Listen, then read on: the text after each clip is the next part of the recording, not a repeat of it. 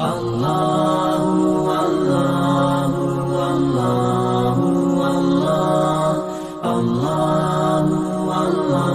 اللہ جب چاہتا ہے ہوتا ہے. ہم بھی کبھی موقع ملا تو قدرت ظاہر کرنے کے لیے زہر وہر کا پیالہ پی لیں گے, اور ہم تو زہر کا پیالہ بھی نہیں پی رہے, ہم تو صرف احتیاطیاں کر رہے ہیں.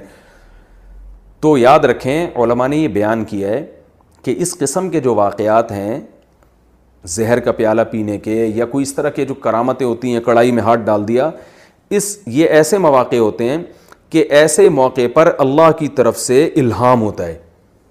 الہام یہ ہوتا ہے کہ آج ہم اپنی عام ضابطے سے ہٹ کر اپنی طاقت اور قدرت ظاہر کریں گے کافر کے سامنے. تو اے مسلمان, اے اللہ کے ولی, تو وہ کام کر لے جس کا یہ تجھے کہہ رہے ہیں, اور ہم تجھے اپنی قدرت سے بچا لیں گے. یہ الہام ہوتا ہے.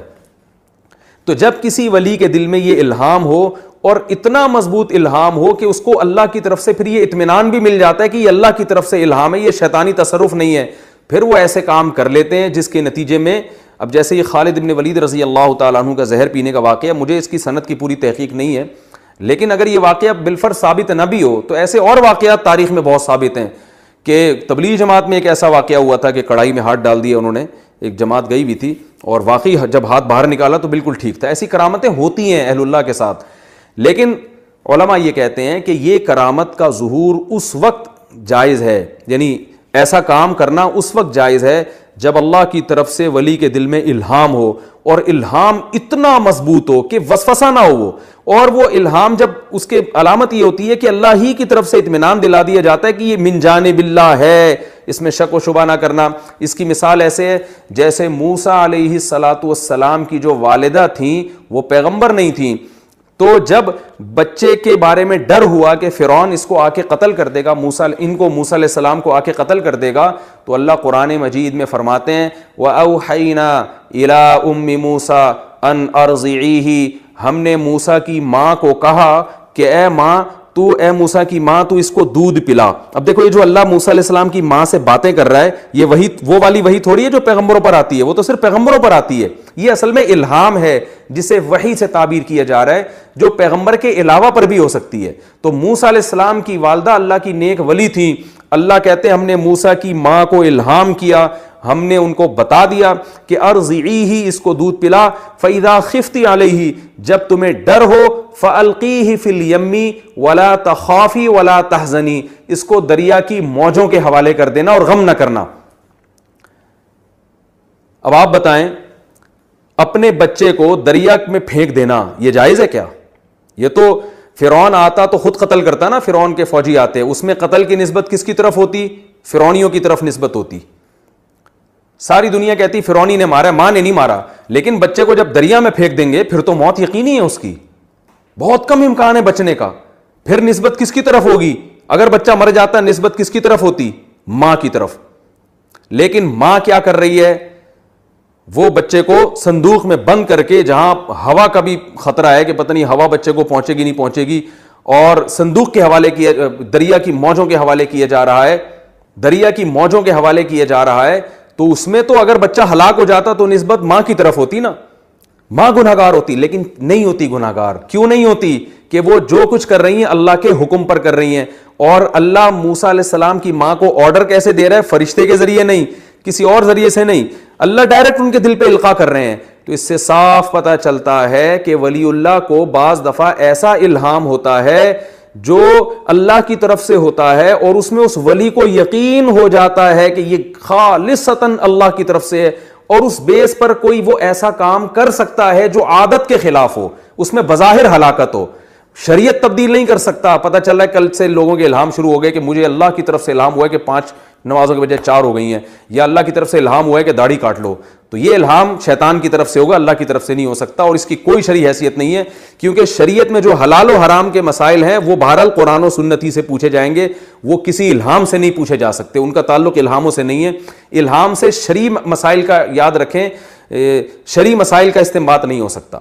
ہاں یہ کوئی کام کیا جا سکتا ہے, خطرے والا کام, جس میں اللہ کی طرف سے ایسا الہام ہو اور اس میں کوئی حکمت ہو اس خطرے والے کام میں.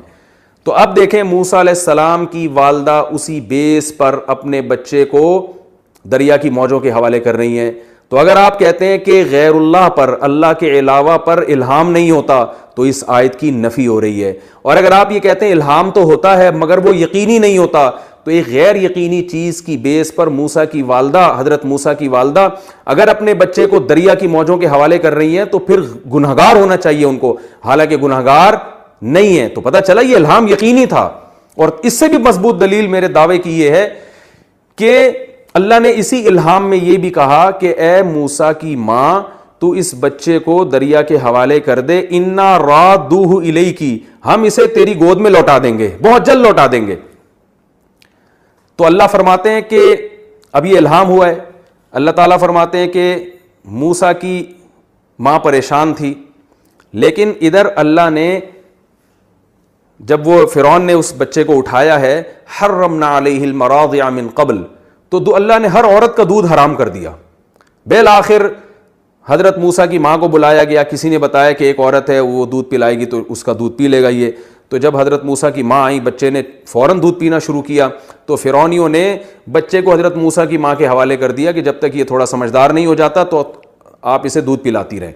تو اب یہاں دیکھیں قرآن کے الفاظ کہ اس طرح ہم نے موسیٰ کی ماں کی گود میں بچہ واپس لوٹا دیا. کیوں لوٹا دیا؟ اللہ فرماتے ہیں لتعلم، تاکہ اس کو یقین ہو جائے، ان وعد اللہ حق، کہ اللہ جو وعدہ کرتا ہے وہ سچا ہوتا ہے. اب آپ بتائیں اللہ نے وعدہ کہاں کیا تھا؟ الہام کے ذریعے. تو وہ الہام یقینی تھا، تبھی اسے وعدے سے بھی تعبیر کیا جا رہا ہے، اور یہ بتایا جا رہا ہے کہ اللہ جب وعدہ کرتا ہے تو وعدہ نہیں توڑتا. تو اس صاف قرآن کی آیت سے پتہ چلتا ہے کہ ولی اللہ پہ بھی بعض دفعہ الہام ہوتا ہے جو بالکل یقینی ہوتا ہے، اگرچہ وہ دوسرے کے حق میں حجت نہیں ہے لیکن اس ولی کے حق میں وہ حجت ہوتا ہے، لیکن اس سے شریعت تبدیل نہیں ہوتی. ہاں بعض ایسے کام اس الہام کی بیس پہ کرنا جائز ہیں کہ جو عام حالات میں خطرناک ہونے کی وجہ سے ناجائز ہو سکتے ہیں، لیکن جب وہ یقینی الہام ہوتا ہے تو وہ کام خطرناک رہتے نہیں ہیں. تو اس سے میرا خیال ہے بات سمجھ میں آ گئی ہوگی کہ خالد ابن ولید رضی اللہ تعالیٰ عنہ کا جو واقعہ ہے کہ زہر کا پیالہ پی لیا، یا بعض ہمارے تبلیغی ساتھیوں نے ہمیں واقعہ سنایا تھا، بچپن میں بہت پرانی بات ہو گئی، وہ جماعت آئی تھی، انہوں نے بتایا کہ ایسے امیر صاحب نے کڑھائی میں ہاتھ ڈالا اور نہیں جلا. تو یہ جو اس قسم کے واقعات ہو جاتے ہیں اور تاریخ میں ہوتے رہے ہیں، بعض لوگ تو پاگل ہیں جو بالکل ان واقعاتی کا انکار کر دیتے ہیں. ٹھیک ہے بہت سے واقعات میں سند کمزور ہوتی ہے، لوگ چھوڑ رہے ہوتے ہیں، اپنے بزرگوں کے بلا وجہ قصے گھڑ لیے ہوتے ہیں، لیکن ایسے بہت سے واقعات مستند بھی ہیں، صحیح سند سے ثابت بھی ہیں، بڑے بڑے محدثین نے ایسے واقعات لکھے ہیں. تو وہ واقعات الہام کی بیس پہ ہوتے ہیں. تو یاد رکھیں جب تک ایسا یقینی الہام کسی کو نہیں ہوتا اس وقت تک اس کے لیے اپنے آپ کو خطرات میں ڈالنا جائز نہیں ہے.